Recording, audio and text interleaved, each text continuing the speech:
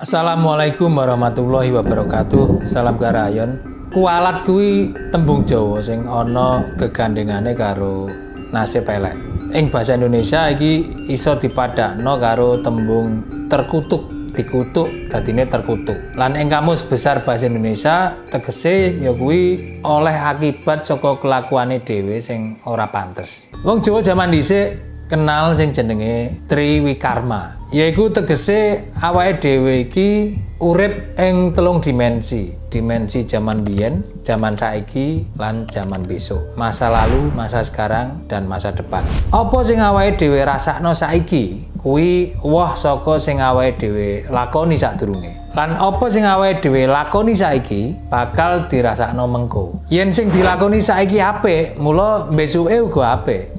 Yen sing dilakoni saiki elek, mula besuke uga elek. Ing kawruh Jawa iki diarani ngunduh wohing pakarti. Lan kanthi umum awake dhewe nyebut iki karma. Ing ngendi konsep karma iki minangka algoritma alam sing diciptakake dening pangeran kanggo sakabehane makhluk. Sadurunge ana agama-agama, algoritma karma iki wis ana kanthi jeneng sing maneka warna. Jenenge beda-beda. Ora mung ning Jawa tok, ning uga ning sakupenge donya iki karma berlaku. Mula meh kabeh agama uga kenal konsep iki.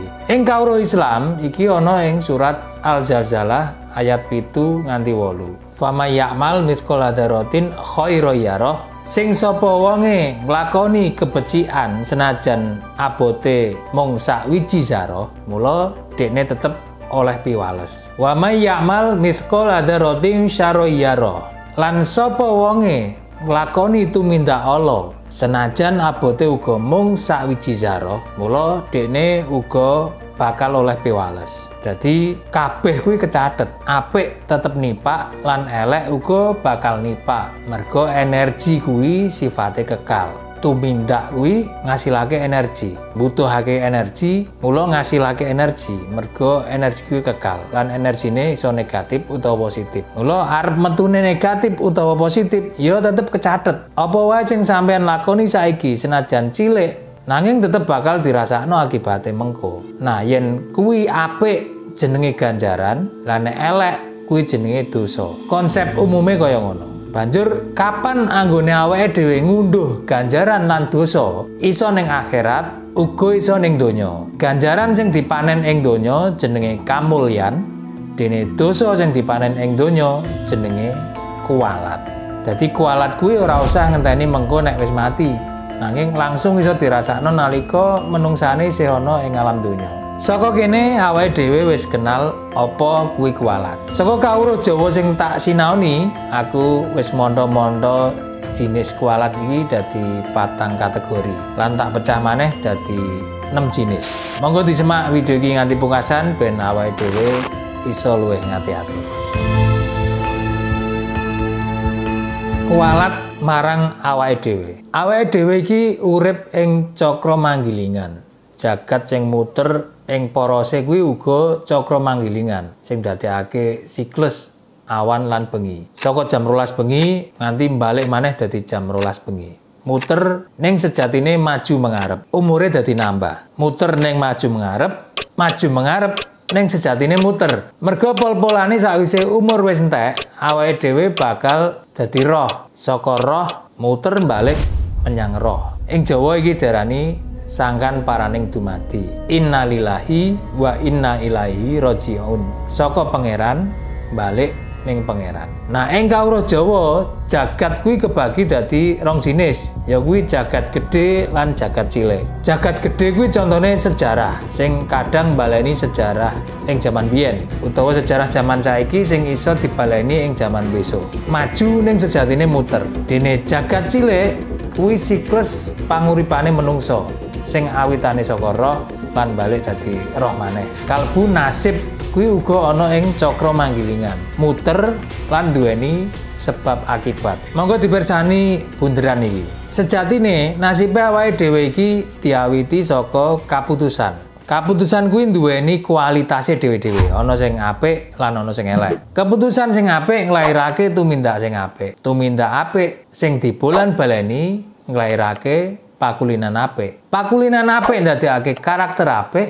karakter apik ndadekake nasib sing apik. Nasib apik ndadekake keputusan apik, keputusan apik ndadekake pakulinan apik lan ngono terus muter terus. Saengga umpamane puteran iki ana sing elek, mula ya dadi elek. Keputusan-keputusan kanggo nglakoni tumindak Allah iso ndadekake nasib Allah. Mergo kuwi ana sangkut paute. Keputusan-keputusan kanggo mangan panganan sing ora sehat contone iso ndadekake awak ora sehat. Keputusan kanggo milih turu tinimbang olahraga ndadekake daya tahan awak dadi mudhun. Keputusan kanggo ngombe-ngombe tuak lan sapinunggalane ndadekake ginjele rusak nalika tuwa. Keputusan kanggo nyemplung judi online ndadekake wong dadi kakean utang lan uripe ora bahagia. Keputusan kanggo milih kelayapan utawa dolanan game tinimbang sinau nalika nom ndadekake tuane dadi bodho lan mlarat.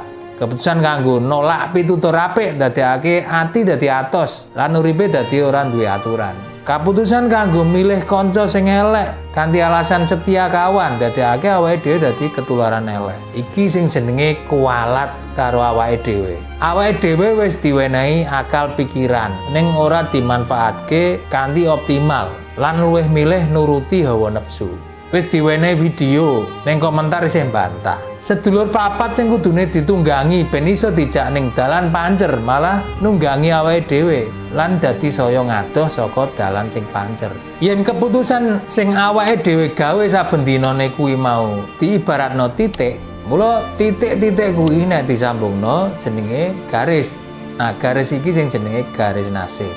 Sumbu X iki umur, sumbu Y iki kualitas uripe sampean. Nalika awake dhewe lair mecotot ing alam donya, awake dhewe iki suci lan pancer. Dadi garise lurus kaya ngene. Tambah umur, kualitasnya uga nambah. Saben dinane kualitas uripe munggah terus bareng karo nambahi umur. Ing kawruh Islam iki disebutake ing surat Ar-Ra'd ayat 11. Ayat iki nerangake yen awake dhewe iki wis diciptakake kanthi kahanan pancer lan dijaga malaikat sing diarani sedulur papat nek ning kawruh Jawa. Nanging mergo awake dhewe mbeler lan ucul saka para malaikat sing ngejak kebecikan kuwi, mula kadang awake dhewe iso dadi gawe keputusan sing ora pancer utawa slewah saengga kualat. Jadi dudu pangeran sing mengubah nasib sawijining kaum ning kaum kuwi dhewe sing ngowahi nasibe dadi ala. Wis pancer dienggokno dhewe. Ket awake dhewe wis balik, mumayis utawa njawani, awake dhewe wis duwe tanggung jawab marang keputusane dhewe-dhewe. Anggep bae awit umur 13 tahun. Umur ing ngendi menungsa wis dianggep ngerti bedane bener lan salah. Iki jenenge akil balik. Mula ket akil balik utawa nek lanang kuwi wis tau ngimpi lan metu mani lan kanggo wong wedok kuwi tau wis menstruasi, menungso kuwi diwenehi kewajiban kanggo nyembah lan nyuwun pitulungan ben iso tetep pancer. Rapale utawa mantrane ya kuwi ihdinas siratal mustaqim. Paringono kawula dalan ingkang pancer. Mantra iki ana ing surat Al-Fatihah lan makna kabeh ayate kuwi luwih jangkep maneh. Iki kudu diwaca nalika subuh ping pindho, zuhur ping 4, asar ping 4, maghrib ping 3 lan isya ping 4. Dadi totale 17. Kenapa kok kudu ing 5 wektu? Mergo ing sedina sewengi kuwi awake dhewe akeh kena awu. Mula awu lan regetan sing ngeneni mripat, sing nempel ing mripat kuwi kudu diresiki lewat salat ben pandelenge awake dhewe iso resik maneh lan balik pancer maneh nalika wis arep slewah. Contone nalika jam 10 isuk arep slewah, ning mergo wis salat subuh dadi ora sida slewah. Nalika jam 1 awan arep slewah, dadi ora sida slewah mergo wis salat zuhur. Mula nek iki dilakoni ping 5 terus-terusan nganti tumekaning pati, ya awake dhewe ora bakal kualat. Mergo keputusane tansah dibarengi karo malaikat, dikawal terus. Dikawal dening malaikat-malaikat utusan Allah.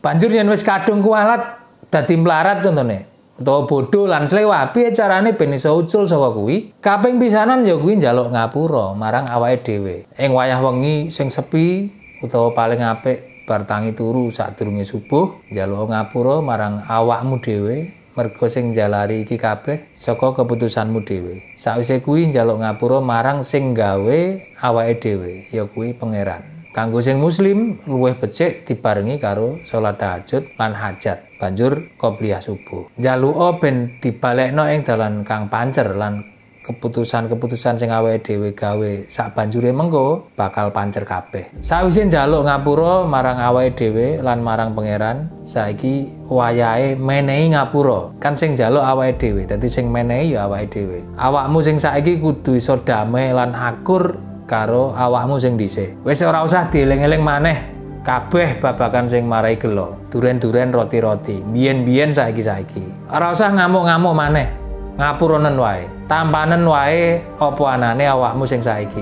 Rapal sing diajarake dening Ki Ageng Surya Mentaram ya kuwi ing kene ngene aku gelem. Ing kene ngene aku gelem. Ing kene ngene aku gelem. Tampanen dhisik kuwi insyaallah mengko bakal iso resik.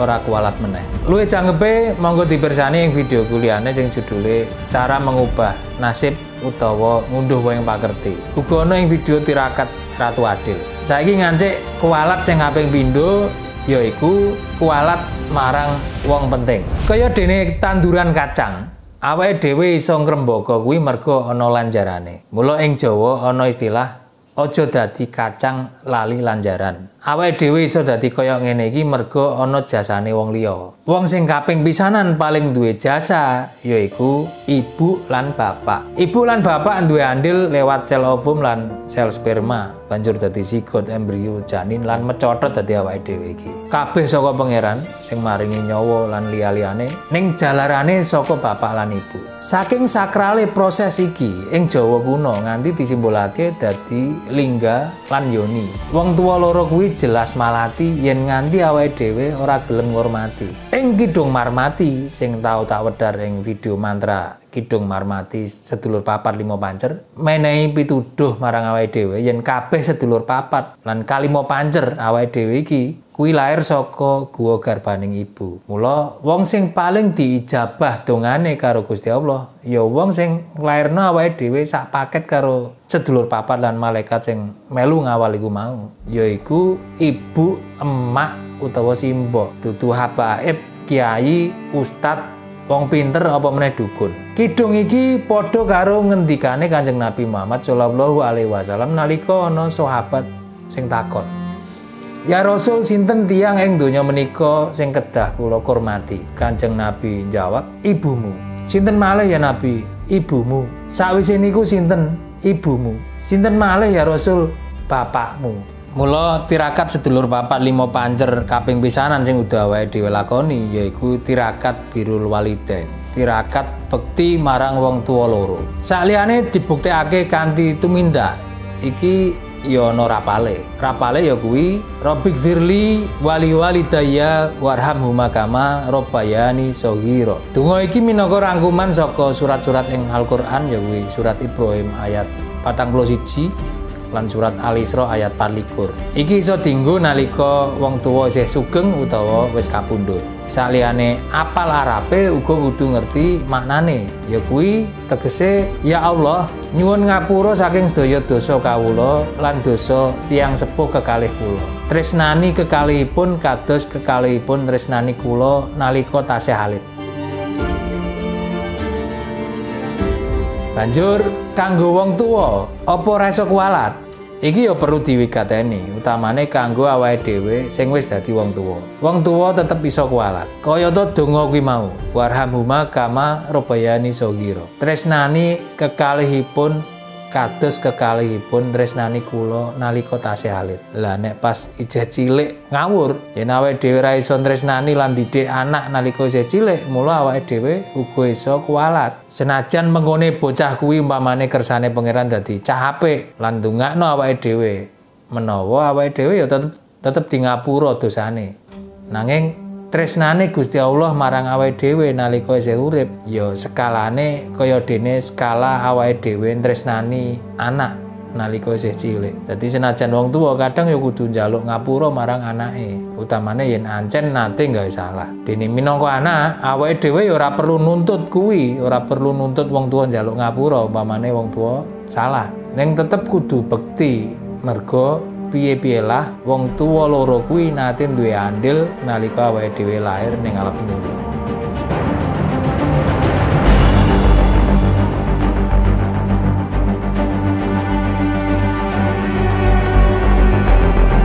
Tapi kan angel, yo mesti angel, mergo nek gampang hadiahe mung anduk utawa payung. Lah iki hadiahe kan gede, hadiahe kamulyan, swarga. Senajan awake dhewe wis kerja sirah dadi sikil dadi sirah ning nek saluran iki isih durung diresiki, isih buntu ya tetep bakalan angel. Sampeyan angel sugih, mamane durung sugih. Saliyane wong tuwa, wong sing duwe jasa kaping pindho yaiku guru.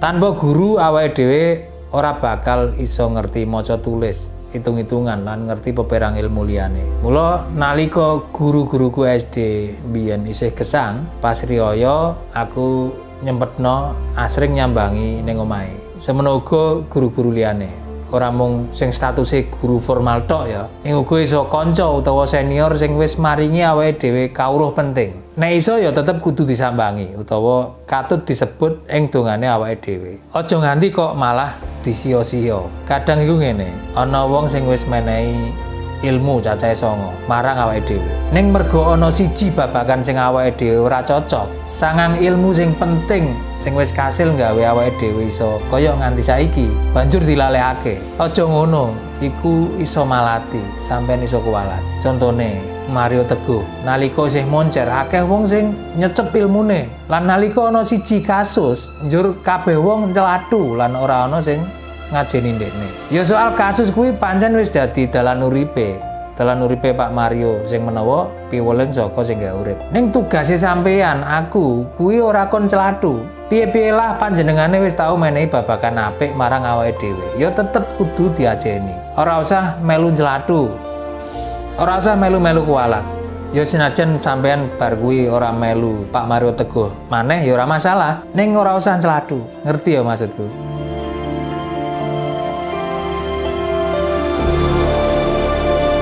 Kuwalat marang wong biasa. Wong biasa uga iso malati.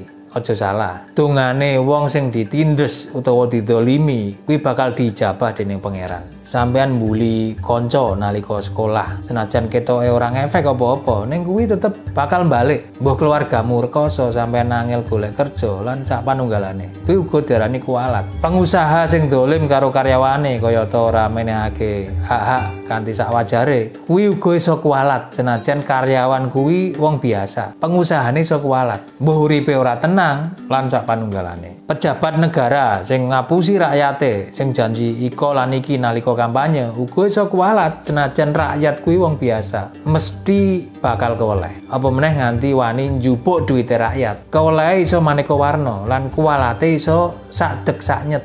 Ora nganggo hitungan taun. Donya sing wis dikumpulno iso entek mergo kanggo contone ngongkosi perkara, kanggo nebus pengadilan utawa kanggo ngobati penyakit. Contone akeh. Ning kenapa ana wong sing zalim ning kok isih aman-aman wae? Ya mergo durung ketemu momentum. Kuwi butuh stimulan.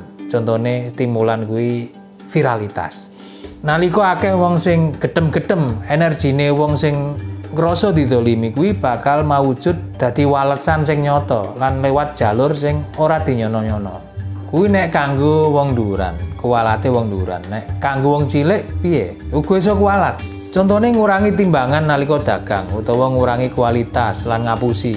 Nek korbane gonduk, lara ati, kuwi iso mbebayani, iso entuk stimulan. Banjur kanggo cah-cah lanang sing isih sekolah utawa kuliah, kanggo sampeyan sing seneng ngrusak kanca wadon lan banjur mbok tinggal, kuwi kabeh tetep kecathet. Korban-korbanmu sing ora trima lan ora mbok rabi kuwi iso marai kowe kuwalat.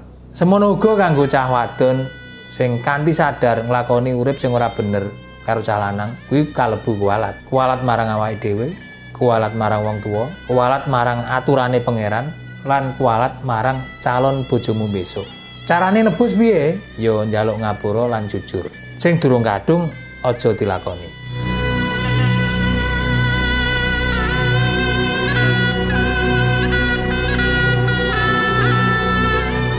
Kuwalat marang leluhur. Kanggo sampeyan sing wis ditinggal sedo wong tuane utawa mbah-mbahe, biasane sampeyan bakal ngugemi piwelinge sesepuh sadurunge sedo.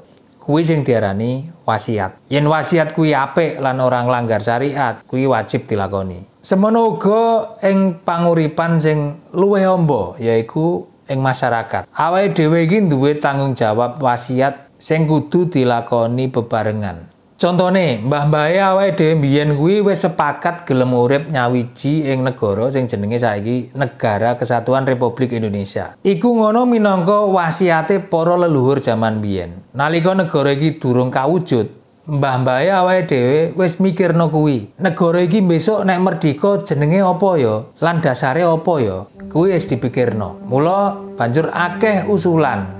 Kayata ana sing ngusulno komunisme mergo nalika kuwi lagi ngetren perjuangan kelas ing Jerman. Uga ana sing ngusulno negara Islam sebab mayoritas warga lan sesepuh nalika kuwi agamane Islam. Nanging sakwise dipikir-pikir kanthi wicaksana, sesepuh jaman biyen luwih milih wujud negara Darussalam tinimbang Darul Islam. Darul Islam kuwi tegese negara Islam, dene Darussalam kuwi tegese negara damai. Kaputusan iki diinspirasi saka prastawa hijrahe Kanjeng Nabi Muhammad sallallahu alaihi wasallam saka Mekah menyang Madinah. Ing ngendi?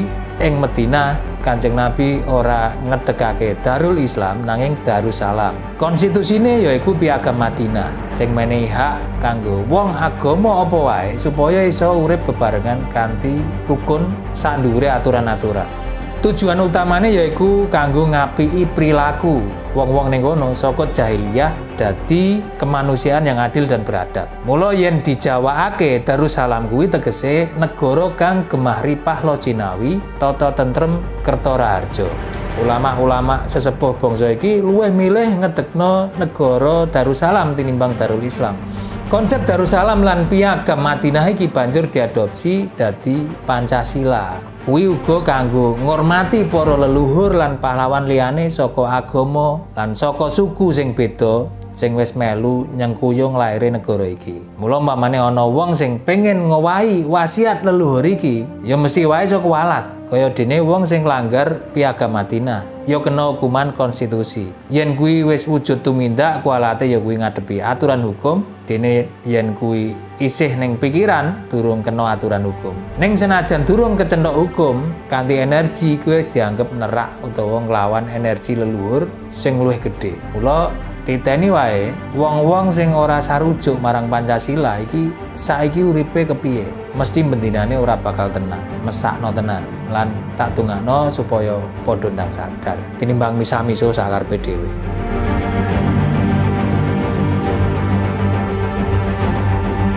Kuwalat marang alam. Nek iki wis jelas akeh contone. Alas ning gunung nek ditebang ya jelas dadekno kuwalat lan bakalan dadi kena banjir. Buang laran sak senenge uga iso malati kanthi cara akeh. Kodine tekone penyakit, pikiran sumpek lan uga banjir ing kutha. Perilaku lan omongan uga perlu dijaga. Nguyuh sak nggon-nggon uga iso marai kuwalat. Aku duwe cerita nalika aku munggah gunung lan rombonganku kuwalat gara-gara prilakune bocah siji. Ya iki rada dawa, dadi menawa tak gawe videone dhewe mengko. Nanging intine iki nambahi keyakinanku yen kabeh barang kuwi duweni energi. Kabeh zat sing ana ing semesta iki awitane siji lan banjur dadi akeh. Mula kabeh dzikir marang zat sing dadi awitan. Prasasti sing digawa mulih Lord Minto ing Skotlandia kayata sing tak odar ing video sadurunge iku uga tak percaya isih duweni energi negatif sing iso malati. Iki iso diarani kuwalat. Apa percaya kuwalat iku sirik? Ya ora. Malah iki nambahi imanku marang pangeran. Mergo kabeh iki ciptaane Gusti Allah. Sing dadi penyebab kabeh iki Gusti Allah. Ora ana liyane lan ora urus apa agamane. Dadi umpamane ana wong sing njupuk prasasti digawa mulih, kuwi jenenge nyolong, kuwi jenenge maling. Maling kuwi wis nerah aturane pangeran. Kuwi kaping pisanan. Kaping pindho, Lord Minto lan Raffles kuwi ora mung maling, ning uga njajah. Njajah kuwi tumindak sing dolim lan ora duweni rasa adil. Kuwi uga wis nerak wewalere pangeran. Dadi nek pangeran maringi hukuman kanggo wong sing nyolong lan njajah, kuwi ya lumrah. Kenapa ana sing gak kena hukuman lan kenapa hukumane kok ning donya? Ya iso wae kuwi kanggo pengeling kanggo wong liyane sing isih urip. Alam uga ora iso dimanai alam sing wujud tok lho. Ana sing nyata lan ana sing gaib. Ana sing nyata lan ana sing maya. Ya kuwi sing diarani dunia maya utawa internet. Mula yen ing jaman saiki alam lingkungan utawa environment kuwi ora mung gegandengan karo wit-witan, banyu lan lemah tok. Ning uga interaksi sosial ing dunia maya. Contohnya ya alam sosial media kuwi mau. Nalika sampean komentar elek utawa nyebar konten sing elek, senajan kuwi nganggo akun anonim, ning aja dikira sampean bakal aman. Energi kuwi sifatnya kekal. Uripe sampean bakal ora tenang. Lan yen kuwi wis oleh momentum titeni dhewe, kuwi bakal balik ing wektu lan kahanan sing pas. Kuwalat marang pangeran. Yo kabeh sing ning alam donya iki asale pancen saka pangeran. Ganjaran, dosa, kamulyan lan kuwalat iki uga saka pangeran. Nanging sing tak maksud ing bab iki yaiku wong sing wani nantang pangeran. Ora urus agamane apa lan ora urus wong kuwi percaya marang pangeran apa ora. Ning yen ana wong sing wani nantang pangeran kanthi langsung utawa ora langsung, biasane tetep bakal ana kedadian sing teka. Contone ya kuwi kedadian kapal Titanic. Saka jenenge iso dimangerteni yen kapal iki ukurane gedhe ing jamane. Titan kuwi kan tegese raksasa. Saliyane diarani Titanic, kapal iki uga diarani unsinkable, sing tegese sing ora iso kelep. Saking yakine Thomas Andrews, wong sing gawe kapal iki, ujar, kapal iki ora bakal iso kelep. Pangeran lah ya ora iso ngelepno. Nanging ing tanggal 14 April 1912, sejarah nyatet yen kapal super mewah kuwi nabrak gunung es ing pelayaran sing kaping pisanan. Lan sawise kuwi ambles ning jero laut salawase. Contoh liyane ya kuwi influencer sing senengane pamer-pamer donya lan ngomong murah banget. Ing sawijining dina, dekne nate ujar sing stimulane saka pitakonan netizen. Pitakonane ngene. Kira-kira nek pangeran balekno nasibe dadi melarat neh piye ya? Banjur dekne jawab nggawe konten kanggo jawab iku. Ora iso. Mergo nalika aku sombong lan aku pamer, aku uga ngamal. Dadi kira-kira pangeran bakalan bingung kanggo gawe kaputusan marang aku. Kuwi guyonane dekne. Lan ora lecuwe donyane entek digulung. Lan dekne mlebu pakunjaran mergo dianggep mpromosikake judi. Senajan agamane wong-wong sing nantang pangeran kuwi iso beda-beda lan kedadiane uga ora mung loro kuwi tok. Ning akibate ya tetep padha. Kenapa kok iso ngono? Agamane beda kok walesane padha. Ya mergo pangeran kuwi siji, tunggal, esa. Mula senajan sampean ngenyek marang wong sing beda agama, ning sejatine sampean kuwi ngenyek pangeran dhewe. Wong pangeran kuwi kan siji. Ing komentar channelku sing kefilter dening YouTube sing kadang tak buka kadang ora kuwi, aku sering ngonangi wong-wong sing ra jelas, sing ngenyek pangeran sing tak sembah nganggo sebutan-sebutan sing ora pantes. Nanging aku moh males ngenyek sebutan pangeran sing dene sembah, mergo pangeran kuwi siji. Nek aku bales, ya berarti aku padha wae karo dheweke lan dadi ora malati maneh. Padha karo aku ngenyek pangeran, wong pangeran kuwi siji. Dadi kanggo sampean sing ngenyek aku lan tak wangsuli, ora usah patek kuwatir mergo kuwi ora patek malati nek tak wangsuli. Ning yen aku menengae, kuwi sing malati, kuwi sing bebayani. Sampeyan iso kualat mergo sing bales dudu aku. Walesane kadang samar lan alon, ora ketara. Ning nyata, mbuh uripe ora tenang, uripe isine misah-misah tok, golek duit angel, kena penyakit lan sak panunggalane. Ing grup-grup WA sing tau tak eloki, iki wis tak titeni. Wong-wong sing uripe akeh misah-misuh, kuwi ora lecuwe biasane lara. Lan sakwise lara mati. Sadurunge mati, duwite entek kanggo berobat. Ya kabeh wong kuwi mesti bakal mati. Ning sing awake dhewe jaluk kan mati kanthi kahanan sing mulya utawa husnul khotimah. Sakaratul maute gampang lan ora nyusahake liyan. Ya muga-muga sakwise mirsani video iki awake dhewe luwih ngati-ngati anggone nglakoni urip. Mergo kaya sing tak aturake ing wiwitan mau, energi kuwi sifate kekal. Mbuh kuwi akeh apa sithik, positif apa negatif, kabeh bakal kecathet lan balik ning awake dhewe. Mula monggo sesarengan awake dhewe diakehi nabung energi positif. Ben mengko pakerti sing awake dhewe unduh uga pakerti sing apik. Becik ketitik, ala ketara, sapa salah bakal seleh. Matur nuwun wis gelem nyemak nganti pungkasan. Yen ana sing luput, aku njaluk ngapura. Salam karahayon, billahi taufik wal hidayah. Wassalamualaikum warahmatullahi wabarakatuh.